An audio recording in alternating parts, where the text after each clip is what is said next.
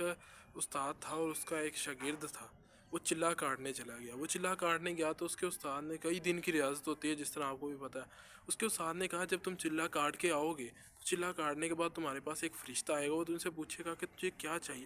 اس time صرف اور صرف علم مانگنا۔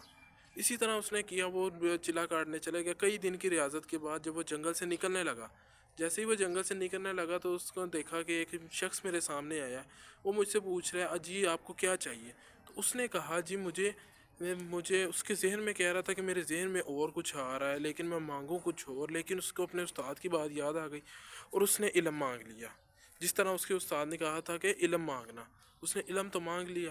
اب وہ چلتا گیا، وہ راستے میں ایک بستی آئی اور وہ اندھیرا رات ہو چکی تھی، اور اس نے کہا کہ میں بستی والے کسی ایک گھر جا کر اس نے کہا کہ میں مسافر ہوں، میں نے رات گزارنی ہے۔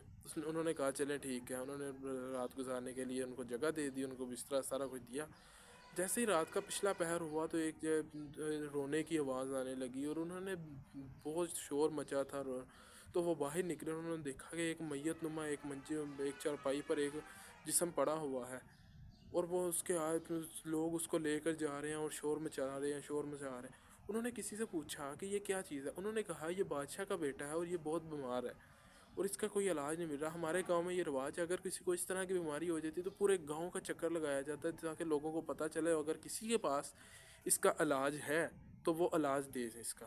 انہوں نے کہا کہ میں اگر آپ کے نا گاؤں کے باہر نا ایک جگہ پر ایک بوٹی ہے، اب وہ اس کو پلا دو تو ٹھیک ہو جائے گا۔ انہوں نے اسی طرح کیا، جس طرح اس نے کہا تھا کہ آپ وہ بوٹی لے آئیں اور اس کو پلا دی، وہ ٹھیک ہو گیا۔ کچھ دن کے بعد اسی جنگل کے اوپر میں نا اسی گاؤں میں دوسرے قصبے والوں نے حملہ کر دیا۔